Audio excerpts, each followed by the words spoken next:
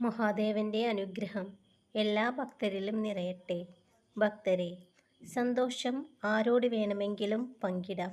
പക്ഷേ മനസ്സിലെ സങ്കടങ്ങൾ മനസ്സിലാക്കിയ ആത്മാർത്ഥ സൗഹൃദങ്ങളോട് മാത്രമേ പങ്കിടാൻ സാധിക്കുകയുള്ളൂ. എല്ലാം അതിൻ്റേതായ സമയത്ത് ഭംഗിയായി നടക്കുന്നതാണ്. അമിത ചിന്തകൾ പ്രയോജനം ചെയ്യില്ല. നിങ്ങൾ ഒരിക്കലും സംഭവിക്കില്ല എന്ന് കരുതിയ പല കാര്യങ്ങളും പിന്നീട് യാഥാർത്ഥ്യമായേക്കാം.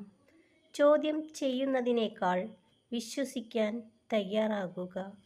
പ്രതികൂലമായ ഏതവസ്ഥയും നേരിടാനുള്ള ഒരു ചെറിയ സാധ്യതയെങ്കിലും കാണും.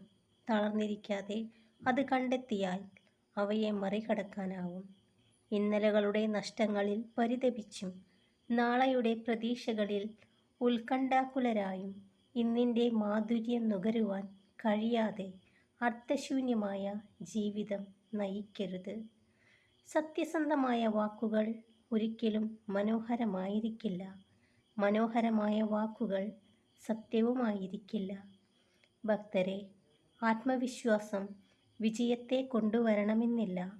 മറിച്ച് ഏത് വെല്ലുവിളികളെയും നേരിടാനുള്ള ശക്തി നൽകും. ഒരിക്കലും ഒരാളെയും പൂർണ്ണമായി മനസ്സിലാക്കി എന്ന് വിചാരിക്കരുത്. എത്രയൊക്കെ പ്രിയപ്പെട്ടവർ ആണെങ്കിലും അവസ്ഥയോ സാഹചര്യമോ മാറുമ്പോൾ അവരുടെ മറ്റൊരു മുഖം കൂടി നിങ്ങൾക്ക് കാണേണ്ടി വരും. ധാരാളം പ്രതികൂല ചിന്തകൾ നിങ്ങൾക്കുണ്ടായേക്കാം. അവയെ നിങ്ങളുടെ മനസ്സിൽ വേര് പിടിപ്പിക്കാൻ അനുവദിക്കരുത്. അത് മറക്കാൻ ശീലിക്കുക. ഭക്തരെ, ഏത് പ്രശ്നം മുന്നിൽ വന്നാലും മനസ്സിൽ ആദ്യം എത്തുന്നത് പരിഹാര ചിന്തയാണെങ്കിൽ നിങ്ങൾ വിജയത്തിൻ്റെ വഴിയിലാണ്.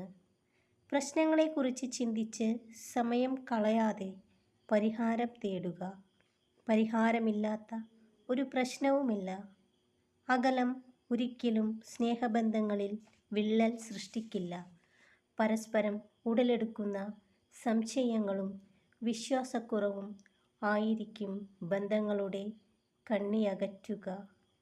ഏറ്റവും മികച്ച പോരാളികൾ ദേഷ്യപ്പെടാറില്ല. ഭക്തരെ, ശാന്തത പാലിക്കാനുള്ള കഴിവ് ആത്മബലത്തെ സൂചിപ്പിക്കുന്നു. ദേഷ്യം ചിന്താശേഷിയെയും സന്തോഷത്തെയും നശിപ്പിക്കുന്നു. ഭക്തരെല്ലാവരും സന്തോഷത്തോടു കൂടിയിരിക്കുക. മഹാദേവന്റെ അനുഗ്രഹം എല്ലാ ഭക്തരിലും നിറയട്ടെ. ഓം നമഃ ശിവായ.